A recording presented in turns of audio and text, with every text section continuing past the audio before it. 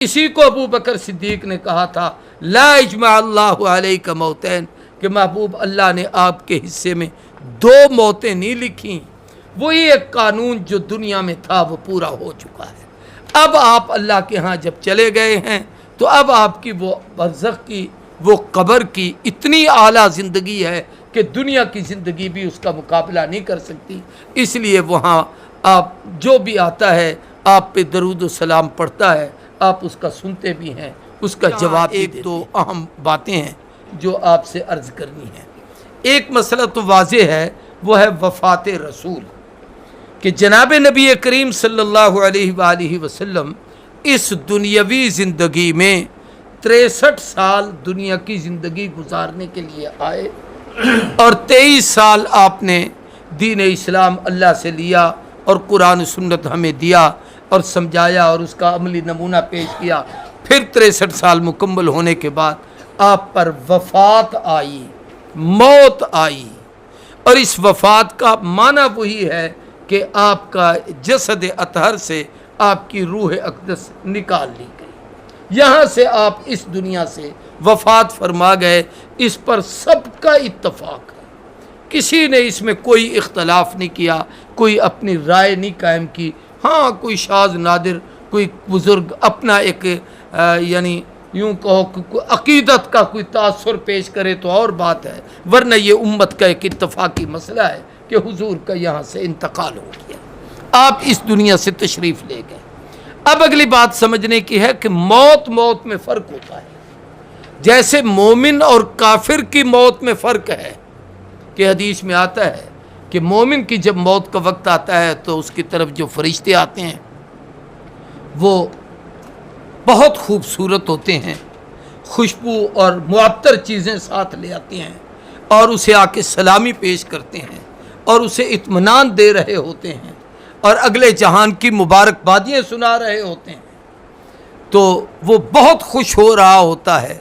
और कई बुज़ुर्गों के वाक़यात देखे हैं कि आखिरी वक्त आया है तो वो कहते हैं भाई रास्ता छोड़ दो यार, माहौल साफ़ कर दो, भाई इनको आने दो, हमें नहीं नज़र आ रहे होते, उनको नज़र आ रहे होते हैं। ये ईमान वालों की मौत है। और जो बेदीन काफिर की मौत है, उसकी मौत की वो कैफियत जो हुजूर सल्लल्लाहु अलैहि वसल्लम ने बयान की कि जिस तरीके से अल्लाह माफ़ फरमाए कि सख्त यानी पानी में भिगो हुआ मलमल का कपड़ा अगर खारदार झाड़ीदार कांटों पे डाल के उसे खींचा जाए, जैसे वो मुश्किल से खींचता है, ऐसे उसकी रूह निकलती है। अब मौत उसकी भी है, इसकी भी है, लेकिन ये ज़मीन आसमान का फ़र्क है मौत। ऐसे मोमिन की और नबी की मौत में ये फ़र्क है कि आम आदमी से कभी कोई फरिश्ता पूछने के लिए नहीं आता, हम में से क्या किसी बड़े से बड़े वली से कि हज़रत साहब क्या ख्याल है, अब मैं आपको ले जाऊं,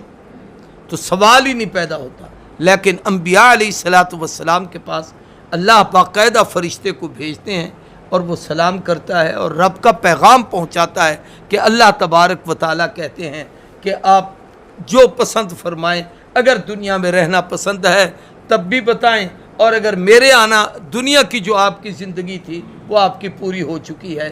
तो ये नबी की एक खुसूसियत है जो वफ़ात पर, जिससे नबी की मौत आम लोगों से मुमताज़ हो जाती है। दूसरी खुसूसियत नबी करीम सल्लल्लाहु अलैहि वसल्लम के वफ़ात के बाद आपका गुस्ल है, जो आम लोगों के गुस्ल से बिल्कुल मुनफरिद होता है। नबी जिस लिबास में दुनिया से जाता है उसी के ऊपर पानी फेंका जाता है, नबी के जिस्म के कपड़े नहीं उतारे जाते, आम आदमी को उतार दिए जाते। तीसरा फ़र्क कफन का है कि आम आदमी को हमारे यहाँ जो वो 3 कपड़े और औरत को 5 कपड़े दिए जाते हैं, पैगंबर के लिए ये कानून नहीं।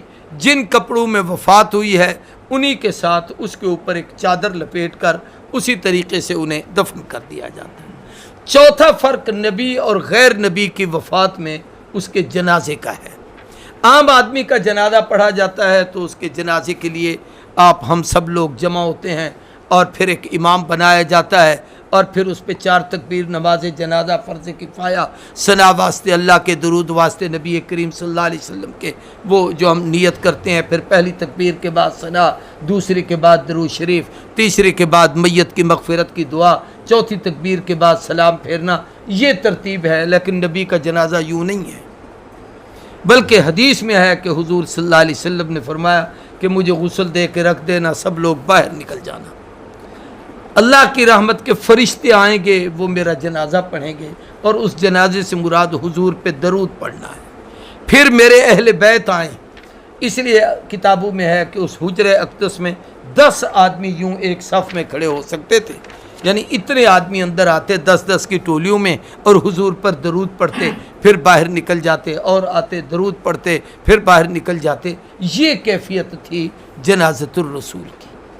एक तो यह है कि ये इस दुनिया की ज़िंदगी के आखिरी लम्हात हुजूर अकरम सल्लल्लाहु अलैहि वसल्लम थे। अब अगला मसला है कि यहाँ से जाने के बाद क़यामत के उठने से पहले आम आदमी में और पैगंबर में एक फ़र्क है कि पैगंबर इस जहान से जब उस जहान की तरफ मुंतकिल होते हैं तो हुजूर सल्लल्लाहु अलैहि वसल्लम ने फरमाया फिर अल्लाह मेरी तरफ मेरी रूह को लौटाते हैं और मेरे ऊपर आकर जो आदमी मुझ पर सलाम पढ़ता है मैं उसके सलाम को सुनता हूँ और फिर मैं उसे उसका जवाब देता हूँ। ये आम आदमी के लिए कोई कानून नहीं, ये उस जहान में नबी की खुसूसियात में से है। तो नबी करीम सल्लल्लाहु अलैहि वसल्लम, तो ये एक अकीदे की बात है कि वफ़ात यकीनी है, वफ़ात की खुसूसियात हैं। अब वफ़ात के बाद जो अगली ज़िंदगी है उसमें फिर दो पहलू हैं। एक यह है कि आम आदमी को कब्र में सवाल जवाब के बाद फिर उस पर एक कैफियत तारी कर दी जाती है। अगर उसके अच्छे जवाब हैं तो उसे कह दिया जाता है कि तू अब आराम कर, जैसे दुल्हन अपने सेज पे सोती है उसके लिए जन्नत की खिड़की खोल दी जाती है, उसको जन्नत के जोड़े पहना दिए जाते हैं, उसके लिए खुशबू आ रही होती है और वो सोता है और फिर जब क़यामत में उठेगा तो ऐसे लगेगा जैसे अब सोया हूँ। अब ये उसकी कब्र की ज़िंदगी का यूँ मुख्तसर सा खाका उसके सामने आएगा। आप इसको यूं ही समझ सकते हैं जैसे कोई सोए हुए ख्वाब देखता है और आंख खुलती है तो कुछ भी नहीं होता, तो यही कैफियत उस पर होगी। लेकिन पैगंबर की ये ज़िंदगी है, ये सिर्फ इतनी कैफियत नहीं कि उस वफ़ात से दोबारा रोज़े अतहर में हयात के बाद फिर नबी करीम सल्लल्लाहु अलैहि वसल्लम पर कोई और वफ़ात नहीं। इसी को अबू बकर सिद्दीक़ ने कहा था ला इजमा अल्लाहु अलैका मौतैन, कि महबूब अल्लाह ने आपके हिस्से में 2 मौतें नहीं लिखी।